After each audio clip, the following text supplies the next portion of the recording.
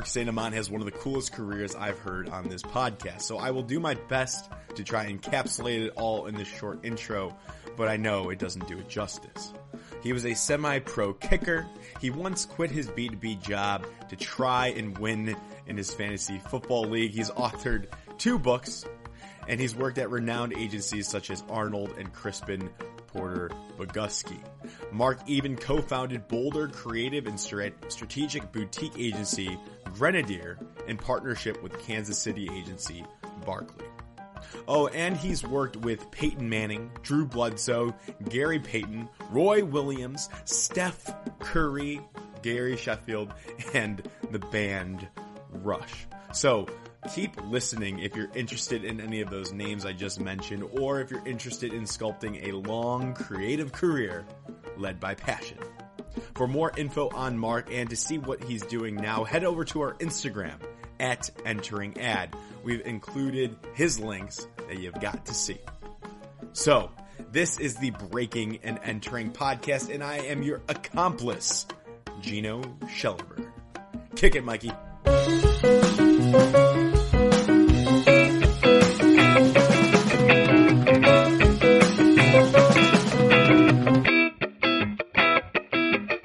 Hey, Mark, thank you for joining the Breaking and Entering podcast.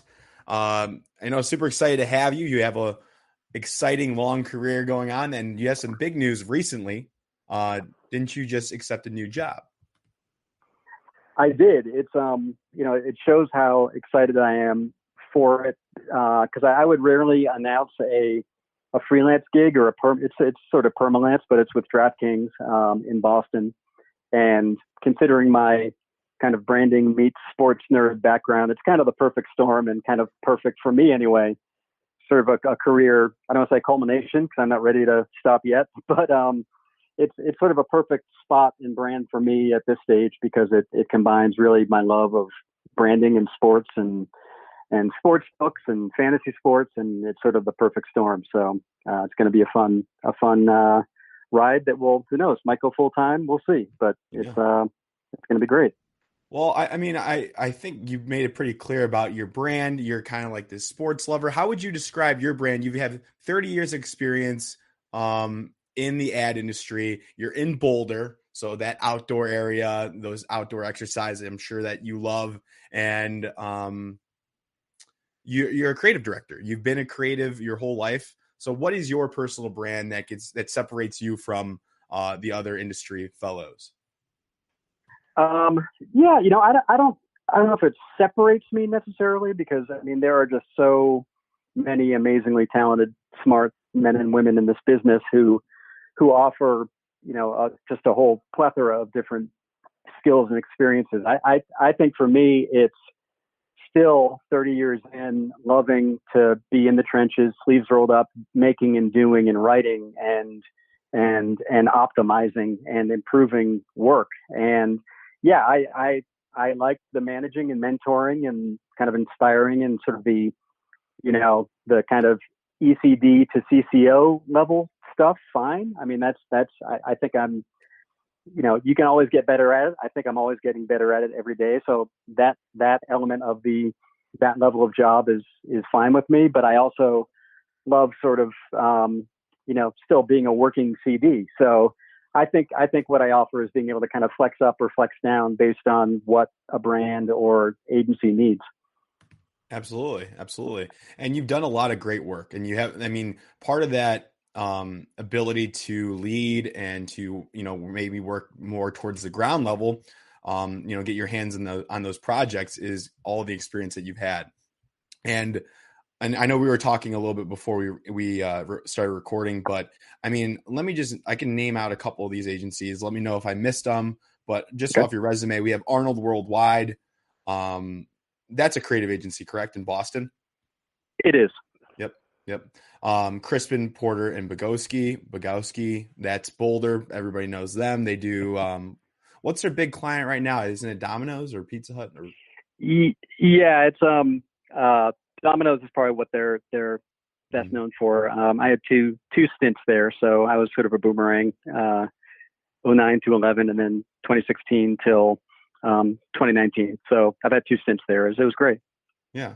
I mean, that's a great agency. I like their podcast. I don't know if they're doing it anymore, but the Woodshed is a Right. podcast that listeners might want to check out. It's with one of the founders that they do interviews in their lobby, which is cool. And Grenadier, is that how you pronounce it? Grenadier? Uh, Grenadier. Yeah. It's, Grenadier? yep, Barkley? that's an agency. I started in 2012 with four partners, and in conjunction with Barkley in Kansas City, which is a great agency in Kansas City.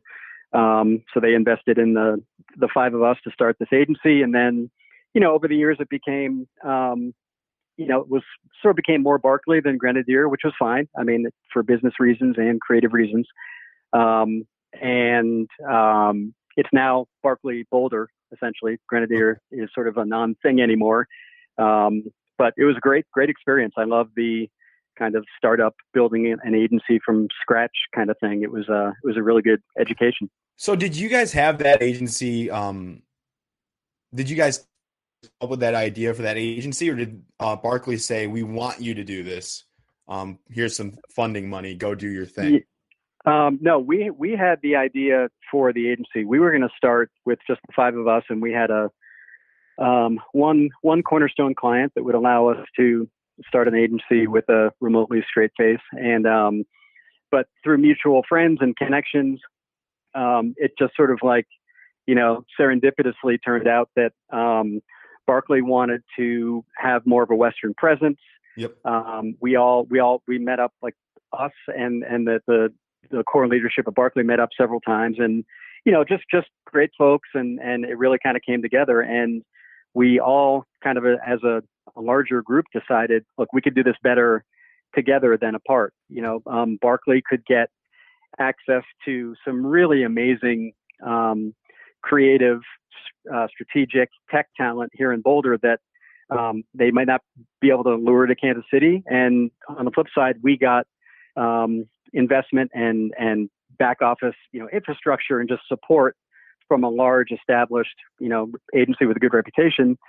So we didn't have to, fully worry about completely losing our homes and ending up on the street if this thing failed. So it was sort of a win-win. And they're still doing great as Barkley Boulder. And, the five partners have eventually moved on to other things, and it was sort of a win for everybody. So That's so cool. And we could probably touch upon that a little bit later. Yeah. But I kind of want to keep going because, and I skipped over Sterling Rice Group. That's also in Boulder. Yep. Another not typical, but another creative agency, I'm assuming.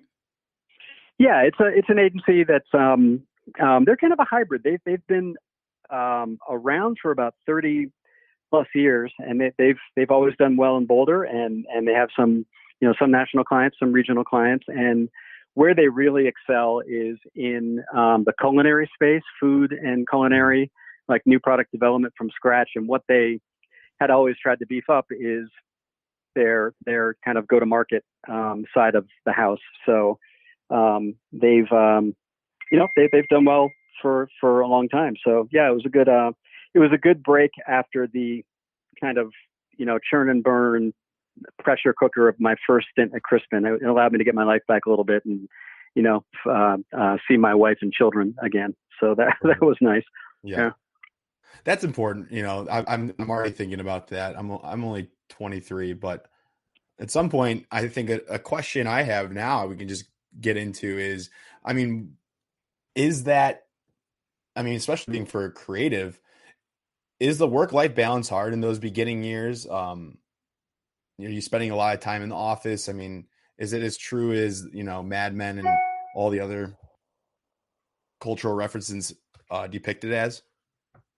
Depends on the agency and also the market. If you're a 20 something and it's your first job in, New York, Chicago, LA, San Francisco, larger markets, yeah, you might be expected to, give your blood, sweat, and tears to an agency to sort of, quote, earn your stripes while you actually, ostensibly are either single, unmarried, no kids, sort of unfettered. So you can conceivably put basically all your free time and effort and energy into the job. Am I saying that is a good or healthy thing? No. But I think when you're in that 20-something stage and before you start to, if it's your choice to do so, if you want to, get married and have kids or whatever, I think that's exactly the time to really, really get after it and really see what type of environment is best for you. Because it turns out you might not like the total sweatshop churn and burn thing like you hear about a lot of, Crispin in the old days and a lot of, big successful agencies. So yeah, I've gotten good over the years at managing that work-life thing so that work doesn't dominate. And, I've been able to juggle it pretty well. Yeah. And that, I mean, I guess, a couple of routes you can go if you kind of get tired, you can find a new agency that kind of relaxes thing or fits your schedule. You can go client side, which we often hear about. And then something I'm not familiar with is like going freelance. What is that like, being a freelance creative? And you've done that for a while now. You're kind of doing it right now, semi-perm, whatever. So what is that like, being freelance creative? Freelance it's kind of it's a double-edged sword because you have much more control over your free time when you work, when you don't work, and I'm mostly talking in sort of a quote normal economy, which we are in anything but right now with recession and COVID and everything. Yeah. But under normal circumstances, typically you can decide, how much generally you need to live on each month. And this goes for whether you have, married with kids or single, figure out generally what your monthly nut is. And then you can kind of take or turn down work, conceivably, as much as you want, so when things are busy, when there's a lot of work, it's great because you do have free time. Like, you mentioned up front about Colorado. One thing I've loved about freelance is being able to get out for hikes and bike rides and things that kind of like keep me from murdering people. Sure. But the flip side is it's also a constant hustle. And if you do want to get enough work, you have to make it happen yourself. You have to pound the pavement. You have to do outreach, LinkedIn and work contacts and networking. And, it can be a real grind, even in a good economy. So you have to, what the trade-off is what you get and leisure activity and whatever else. The trade-off is you have to your ass to because, a lot of freelancers sometimes get caught in the cycle of even when they're on a job, they're thinking about, oh, okay, well, what's my next job? And the next job after that. And I've tried to make it like, all right, this brand or agency is hiring me for a certain reason. I need to give them the return on investment and the respect and the dedication they deserve and are paying me for. Then I'll worry about my next job. But I understand how it's easy for freelancers to, worry about what's next. So that sort of stress and worry kind of offsets the chill casual of free time. So it's just a matter of how you balance it. Yeah. And I kind of resonate with you. I think a lot of our younger audiences, when that first job that they get, when they eventually break in, it might not be their favorite job or their last job, but they might be worried about like, oh, I got to get out of here, or when am I going to move on or find a new position? I think what you just said is great advice. Just focus what you have on your plate at the moment. Do it well because they hired you for a reason, and then your reputation will grow and other agencies will want to hire you because you're doing good work. Yeah, exactly. And that goes for full-time too, obviously. Like even if you think, all right, I'm taking this job, is it the best creative agency or is it in exactly the right location or is it the right size? It might not be. But I think if you have accepted the job, we're all adults. You're an adult at this point. You have to accept that responsibility. Like, all right, I've accepted this job. I'm going to do it as best I can for, X amount of time that I'm here. Because if you get complacent or jaded or sort of frustrated that maybe it's not where you should or want to be at that moment, then it'll show in your work and you won't be able to move on as easily because you won't get references. Your reputation will be a little scarred, Right. So you basically want to make your current company do everything they can to keep you. Like, let's say you give your notice and you want to see them almost break down and cry that you're leaving. And Right. then if you want to go, great. If it's just a ploy to get more money, fine. But make yourself indispensable. It also goes for the culture. Like if it's a really positive culture and people are friendly and it's a nice place to work and you're not screamed at and it's not like a culture of fear and insecurity, then maybe that can make up for some of the other things it's lacking, be it pay or creative opportunity or whatever. So it's all a balance. Yeah. And I have a lot of questions. Like, I mean, I'm curious to what the culture is like at CPB, CP&B. I've heard like great things about them. Like, was that culture, like, you've been there twice, you said you had 2 stints there. Was that for, because you enjoyed it there, they paid well? What kept you back and brought you back there? I think a lot of it well, it was sort of two stints, and they were at really vastly different times in the agency's evolution. So when I came out there I was in Boston pretty much my whole career, and then we moved to Boulder in 2009. So after Arnold, got a job at Crispin, and Crispin was still in really the getting toward the end of the real super famous heyday where it was the agency of the decade, and it was the kind of place where people really killed to work, and you went into it knowing that you were going to have to really earn it every day, and that they from my experience expected a lot more from every employee, every idea, everything you did just had to be a little bit better. So a lot of things I had learned or done in the previous 19 years, a lot of it was sort of thrown out the window, and I was sort of learning again from scratch in this sort of Crispin culture. And yeah, look, it was a pressure cooker. It could be a sweatshop. There were times when we'd be working nights and weekends on a pitch or a presentation, and you'd shower in the agency locker room at 3 a.m, and then you'd walk out. Someone would hand you the boards back when you took boards to meetings, and you'd get on a plane and go present and come back and do it again. While that wasn't great for work life, it was really, really tremendous as far as creativity and energy and just being really, they have a sort of delusional positivity saying there. And you really do learn that comes in handy a lot, because when something looks insane or impossible or is just like a waste of time, the Crispin vibe was always like, all right, yeah, that may be true, but screw it. We're going to get it done somehow. And 9 times out of 10, it got done and it won awards and, made the agency famous. Wow.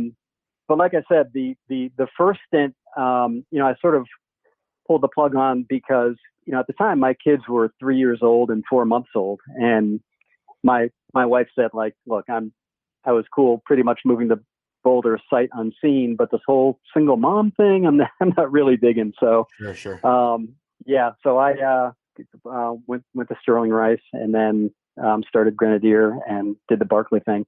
That's so cool. Yeah. That is great experience. But then coming back for the second one, stint 2016 to 19, vastly different place. Didn't have the same sort of shine and luster that it used to. But that said, it was still, it's still one of the bigger name and better known agencies and tons of good, talented people and a lot of nice people. That's that's what I think might be a misconception about that place, is that because it's so busy and so successful, everyone just must be a bunch of crazy assholes. And I think, like any agency in this industry, yeah, you can have some people you don't like and vice versa. But generally nice people, sharp people, hardworking. So it was a great second stint as well. It was, it all just leads to bigger and better. So. Right. Different experiences, like you said. How do you get hired at Crispin or an Arnold? Well, that's sort of like asking, how much does food cost? It's really different for every agency. I think, Well, how about Crispin specifically? Crispin specifically. I mean, look, it used to be you had to just first and foremost have a killer book, a killer portfolio, a killer body of work that if you're a student could show how you could fit into or enhance what they're already doing. Sure. If you're a current creative, it needs to be a body of work that shows, like, maybe you're not strictly thinking in just art director or copywriter terms. Like, Bogusky used to always say he likes to hire sort of creative mutts, and there's this sort of, this notion that there isn't really one type of creative. So I think that, like, any creative that maybe shows in their work or in their attitude or in their interviewing style or whatever, isn't interested in being typecast as, like, quote, just a copywriter or just a designer or art director. So I just think they look for multi-talented, multifaceted, well-rounded, creative human beings versus just a copywriter or just an art director.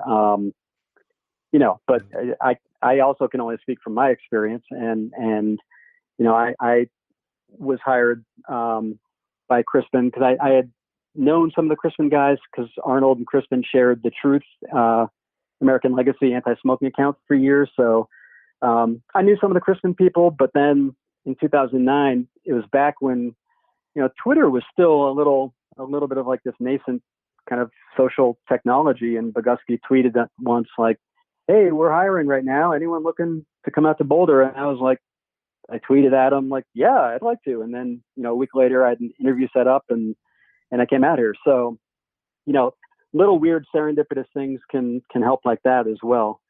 Wow. So it was a tweet? Yeah, I mean, that started with a tweet. And again, this is back when Twitter was still relatively new, and things like that were kind of like revolutionary. Like, oh wow, he put a job offer out over Twitter. That's so amazing. And like now it's like, yeah, okay, so what? But back then it was unique that someone who was so well known and respected in the industry just tweeted this thing out and used that platform to essentially as recruiting, which it hadn't really been used much for before. But you know what? One thing I would say, maybe don't do. I know that wasn't part of the question, but I like that. You do hear a lot of stories, and there are occasional success stories of like creatives wanting to set them, or really anybody, but creatives especially wanting to set themselves apart with a stunt or some wacky, zany, like insane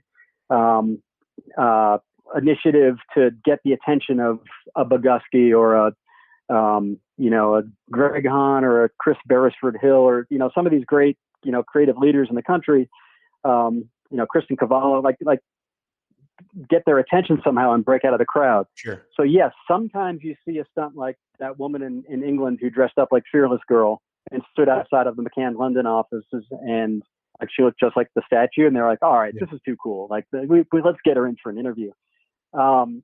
Sometimes those things work, but a lot of times, from my experience, the ones I've seen, they come off as like a little too desperate or a little too just kind of gimmicky. Yeah. And you don't want to set yourself apart that way. Like you don't want to be the gimmicky guy or gimmicky girl who is using some sort of stunt facade to make up for a lack of confidence in, or a lack of just sheer volume of really good work or really good thinking. So I think in the end, just trust in your work and know that your work, if it's solid, will speak for yourself. Don't feel like you have to create a whole rap video on TikTok or whatever. You don't rap. Please don't do that. Don't send me rap videos. Yeah. It's worked. I mean, some do get a job at Wyden for doing some rap, but like, I always like to wonder, all right, once they got in, how'd they do? They got in the door, but did they last? So. Yeah. Which is which I probably should ask then, what are some like general tips to not only to break in, like you just said, but how do you ensure a long career in the creative realm of advertising? What are some of those burnout? I know we talk about burnout in every episode of this podcast and, taking breaks and setting boundaries, but is there anything that you found specifically super helpful for your career? Yeah, sorry about the dinging. My daughter is texting me from upstairs, and welcome to my world of homeschooling, which I'm also balancing with work. Yeah, again, it's all, this is pretty, subjective, and the longevity of a career obviously depends on external factors as well, economy, whatever. But I think in general, it may seem like an overwhelmingly vast industry when you're first getting into it. So many agencies, so many cities, so many people doing work, so many clients and brands, et cetera. And I think once you realize how truly small and incestuous and sort of provincial the entire industry is, you'll learn quickly, just be nice. Just be a good person. It's a small industry. Word gets around. Everybody ultimately, there's a 6 degrees sort of thing with just about everyone in the industry. So especially in environments like ad agencies, brands, whatever it is, in creative environments, it can be stressful. There can be tension, there can be conflict, and that's fine. I'm also not one of those, like, everyone gets a trophy, everyone hug no matter what guys, because sometimes good debate and respectful arguing is just going to make the idea better and make everyone better. But I think just be nice, because something that used to be tolerated a long time ago, which is that sort of like the most talented asshole syndrome, is so dead and buried at this point. You used to be able to tolerate someone being a complete dick or a complete bitch, pardon my words, for all good.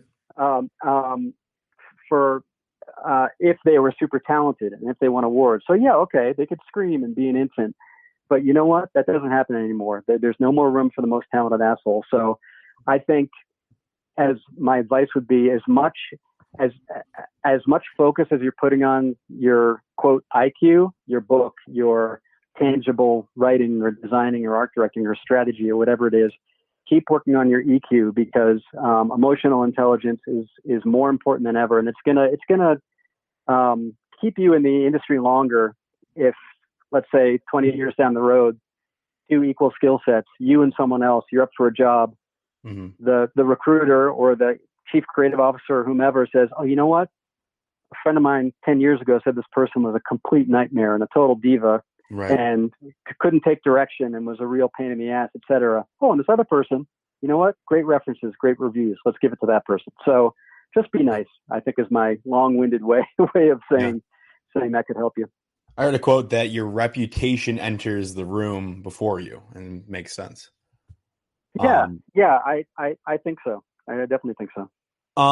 So you've had a great career. I mean, I want to just, touch upon this again. Arnold Worldwide, that's owned by Havas now, Havas Group. Yes. Yep. Havas Group. You got CPB, Sterling Rice. You started your own agency, and that was wildly successful, bought by Barkley. There was also a stint in your career where you said, "Screw it, I'm writing a book." And that, I mean, my question leading into that, before we talk about that, is Josh Allen the truth in fantasy football? Because I have him on my team. I've got Aaron Rodgers on my bench. Should I keep riding with Josh Allen? Yes, and you should trade, find a quarterback hungry team, package Rodgers. Yeah, but package Rodgers with let's say you need a receiver or running back.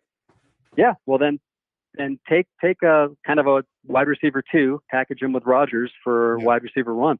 Well, that's what the problem is I'm having now is the guy I want to trade with, his team, he's doing pretty well right now, and I'm trying to prove the value of Aaron Rodgers. I got to wait for him to really pop off one week. Well, I mean, what's popping up? The guy just threw for 300 plus and 4 touchdowns the other night. I don't know why people won't trade. Well, I think a lot of times people tend not to want to buy high. You know what I mean? So if there's a week where Rodgers, let's say next week, he has 250 and 3 touchdowns, still a good game, but you know what? You could still package him. Yeah. So yeah, people tend not to want to buy someone coming off their absolute best game of the season. That's right. Okay. Yeah. Well, why I bring that up for the listeners out there, obviously, you're a committed fantasy football fan, but you also wrote a book called Committed: Confessions of a Fantasy Football Junkie. That was back 2003, 2004. Mm-hmm. Awesome. What really prompted you to do that? Wow, I think it was becoming very quickly and almost unhealthily obsessed with fantasy football. Because I started playing fantasy back before it was, had really exploded. It was in '98, pre-internet. It was still the pencil and paper scoring days. And, like a lot of people, I got into it joining an office league and became really obsessed really fast. Over the first couple of years of the league, I had come close. It was like always a bridesmaid, never a bride kind of thing. And I'd never won. So coming into the 2003 season, I was really fed up at having, in my mind, put more dedication and time and research and effort into the league and never having won. So, I did what any normal, sane person would do. I quit a 6-figure advertising job to spend full time focusing on trying to win my $500 fantasy league. That's awesome. Yeah, not exactly, an ROI rich environment, but no, I got permission from my wife, and that's a mystery. Yeah, no, I was working at the time at a now defunct B2B ad agency outside of Hartford, Connecticut, which I didn't really like very much anyway, so it wasn't that hard to quit in that sense. Sure. But I was like, look, I've always wanted to write a book. It just so happens that I want to do this crazy fantasy thing. Why don't I chronicle this insane season, but also make it the first book of its kind on fantasy football? Because to that point, there hadn't been a real book on fantasy. There had been like, how to win your league in 5 steps and like kind of technical, brainiac manual type thing. But there had never been a book on the hobby and the explosion of it and the subculture and the obsession and the craziness that goes along with it, which, since has blown up. And there have been a lot of great books like, Matthew Berry's book and some others that they've done that. But I think, mine was the first really of its kind that was a humorous narrative nonfiction look at this incredibly popular and exploding subculture and multi-billion-dollar business. That's so cool. So, it paid off. And did that help you? Did you speak about that later in other like agency interviews? Is that how did it pay off? Yeah, well, I mean, it paid off in one sense because I made a little money on the book, sure. But it also paid off creatively too, because it started the ball rolling on what I think I've been able to do over the last 2+ decades is sort of combine this, again, love of sports and branding and kind of wrap it into this sort of package that sort of feeds itself. So, I did the fantasy football book, then I wrote a second book on semi-pro football. And as I was doing that, Arnold, where I had already worked 2 previous times, a friend called from Arnold and said, "Hey, we're pitching parts of ESPN. Do you want to come back in, freelance on the pitch? We can give your book out to the client as like proof of, hey, we're sports obsessives and blah, blah." So the fact that I had this tangible proof of sports knowledge and sports obsession that fit right into the ESPN wheelhouse, it was perfect timing, because then we won the pitch, and then that enabled me to go back to Arnold full time to help run portions of ESPN until 2009, until coming to Crispin. So, and then at the time was doing some semi-frequent contributions to like New York Times Sports and some others. So I was able to kind of broaden my sports writing horizons on the outside of branding, but that then, helped be springboards into more branding. And it sort of goes to the question you asked about like how you get hired. I think doing stuff like that, that shows creative interest, that shows self-motivation and self-starting, I think is hugely important to employers. Because if they see, like in my case, and I'm not just like, blowing smoke up my own ass, but what I've been told is like, okay, we saw that it's hard to get published. You went full bore at that. You attacked that. It was a dream. You got it done. It was a goal you accomplished. Right. We can tell that you're someone who goes after a goal. And so I think if you do that kind of stuff as a creative or really anyone else, it'll help an employer see, all right, this, he or she is self-motivated, self-starter, can really get after stuff that they're passionate about. And it's not a stunt. Like, it wasn't like that's what you love. You gave up a well-paying job with a wife, and I'm not sure if you had kids then, but no, we didn't. Thankfully, I didn't ruin their lives. Okay. Well, yeah. you still took a leap of faith. That uncertainty, you attacked it head on. That's much different than making a TikTok video and sending it and blasting it out to CEOs. I don't even know how that would work, but right. Well, that's a great. You make a great point, because unless you're passionate about it, because look, I was going to quit this job and write this book, no matter if it ever led me back into advertising at all. I had no idea this was 2, 3, 5, 8 years, whatever, down the road.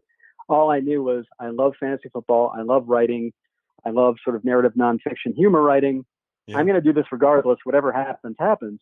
And if it doesn't come off as passionate and authentic, it will come off as just a gratuitous stunt that's trying to tap into something that's, quote, cool. And so I think, back to your question again, I think employers and recruiters and people in hiring positions in agencies and brands can sense when someone's truly authentically passionate about something, and when they're just kind of putting on a certain mask or facade that they think the recruiter or person wants to see. You know what I mean?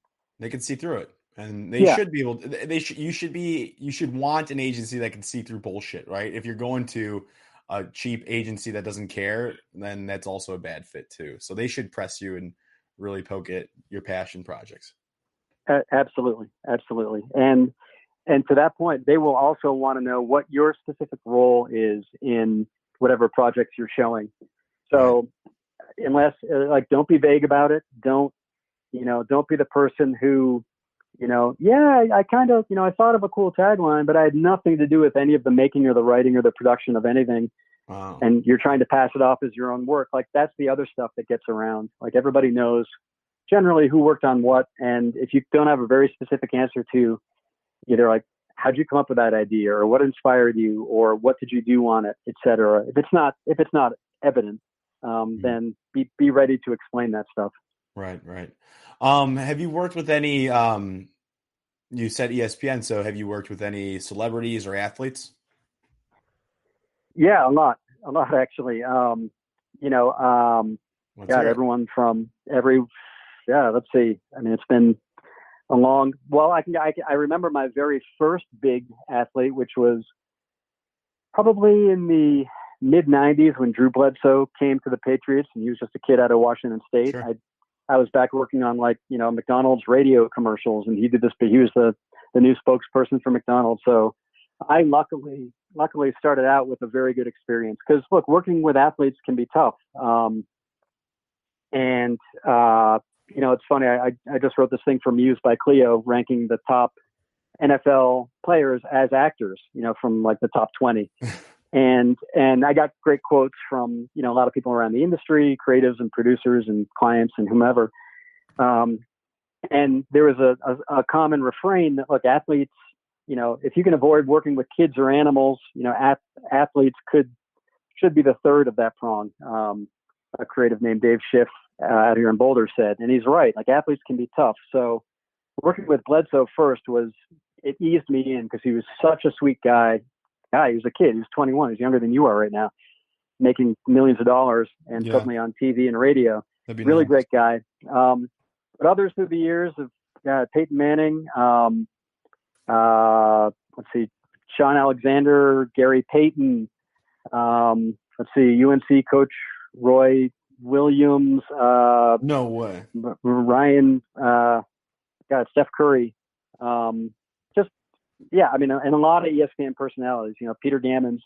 There's even one spot we managed to, I don't know, somehow we made a deal with the devil. And in one spot, it was Matthew Berry, Peter Gammons, let's see, MLB players, Carlos Lee, Bronson Arroyo, Gary Sheffield, and Geddy Lee, the legendary founder and bassist of Rush. It was this kind of bouillabaisse of weirdness. It's been a lot of celebrities and a lot of athletes over the years. And luckily, I haven't had a really shitty athlete experience. There haven't been really many that I can remember, any real, divas and I found the most successful are usually the nicest. Like Peyton Manning couldn't have been better. He was tremendous. What were you doing with Peyton Manning? Was it nationwide?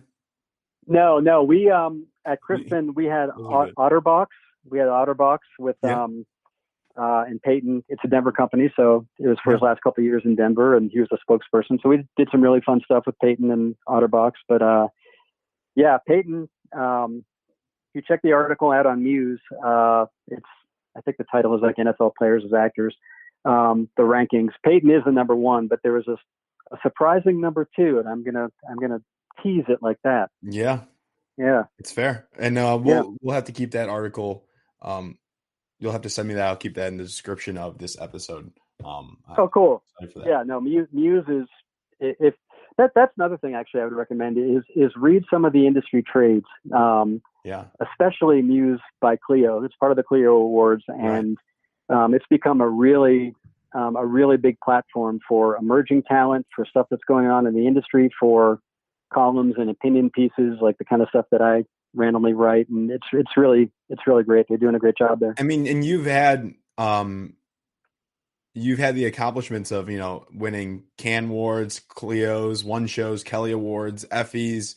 I mean, that's incredible. I mean, so even all this hard work, all this passion, and you even said yourself that it's the concepting and being in that room where it happens and pitching ideas. But I mean, it's probably really nice to feel rewarded and appreciated for all that work. Oh, for sure. I mean, by no means do I pretend to, have like wheelbarrows and tool sheds full of awards like a lot of, people at my stage of my career. But yes, I've been happy to win all the requisite shows and awards over the years for certain things. And it's always great, especially when all your peers see work that you've done as right. I mean, I like work that works, work that is effective as well as just being, funny or cool for cool's sake. But look, we all like making cool stuff and having peers that we really respect respond to it, along with consumers. So it's been great. And given the fact that you wrote a book on fantasy football, there's got to be some sort of competitive edge to yourself that you probably. I'm calling you out. You got to be pretty competitive. I am, and I think that it's sort of a more quiet competitiveness. Like I'm not the guy in the sports bar you'll see with the face paint on arguing about who's better, Brady or Manning, or getting in someone's face. Like I'm not I don't like sports shout radio and what sports debates have become, just like shouting over each other. I do but I am super competitive, and I think that came out more in the second book, which was about playing semi-pro football, and I was a kicker and the punter on a team in Boston, and that's where I was able to kind of put that competitive spirit to work on the field and writing that book, and wanting to write that book just because it's it was a real kind of universal story about love of sports and bonding, and how football especially in a lot of cases can save people's lives and keep them off the streets. So you're also weren't you a kicker? Yes. I was a kicker and a punter for about 3 years. I don't even know what I'm going to title this episode. Just, I don't know, call it like, I don't know, potpourri, bouillabaisse, giant pile of shit. I have no idea. Yeah. No, I mean, maybe not the last one, but Phil, hey, it's your podcast, dude. Do what you got to do. No, that's going to be actually a struggle for me. So if you still got any copywriting left in you, maybe I'll reach out. Right. Yeah, of course. Wow. So I think we pretty much uncovered like some big points in your career. We got about 10 minutes. I just want to hear some rapid fire advice you might have for students now. Internships are later in the summer. They probably just got done with them. The school year is pretty much in full effect. I mean, what advice do you have for them to get that first job now, especially with COVID times? What should they be doing? What should they not do? We talked about the stunts. Is there anything that kind of hits your mind as I say those or ask that question? Yeah, I mean, I think now especially is a great time to really, really put your head down on what you're most passionate about. And that doesn't mean, though, it has to be one thing, because I think students and potential hires at that age, you can still try a couple things. You can still, like, whether you're 18, 19, 20, 21, you have time to make some mistakes. You can take some risks. So if you're, say, you think you want to be a copywriter, and sure, hone those skills and find an art director, designer partner, and work on your book and come up with concepts and ideas for your book that you can then start shopping around. But if you're not sure, don't feel like you have to pick one avenue and stick with it for the next 40 years. Right. In my case, I can just speak from my own experience. I always knew it was writing, something with creative writing, and it just so happened that advertising was probably the closest I could come to at the time to, doing something creative and being able to pay my bills. Right. But I think that at that age, you can still take some risks and make some mistakes and not worry about how it's going to affect your next 40 years. So, I would say, find people who inspire you creatively and surround yourself with them, be it on Zoom or live, socially distanced. Sure. Yep. Find people who are positive and encourage you, not to the point of delusion. I think sometimes it can be harmful if, especially creative people, are being told by friends and loved ones, like, "Oh no, your book is awesome," or "This painting's beautiful," or when it isn't. That can give you a false sense of confidence. Sure. And security that then could be blown up when you get into different meetings and they're like, "Well, actually, this is not really quite there yet because of X, Y, or Z reasons." So find people who support you and you can trust as far as giving you constructive feedback, giving you encouragement. And this is also a time to, presumably after college, you generally know, like, all right, who are my close friends? Who am I sort of like, kind of tangential?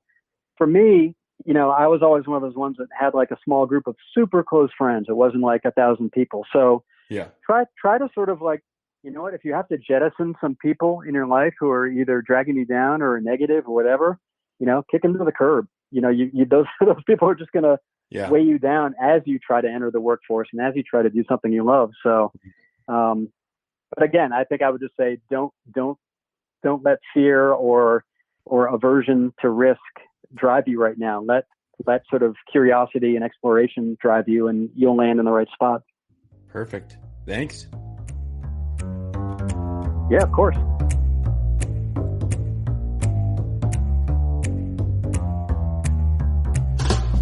Thank you so much for listening to this entire episode of the Breaking and Entering podcast. This was Mark St. Amant, and he is awesome, like you can already tell from this interview. So please reach out to him. Gotta do my shout outs now. Mikey Malarkey, audio technician. Buchan Zhang, our creative director. Kyle Moore, strategist. Audrey Nussbaum, co-host. And of course, the Midnight Oil team from the University of Illinois. Can't do it without you guys, so thank you all for your help. We will see you all next week with another amazing guest. Have a good one.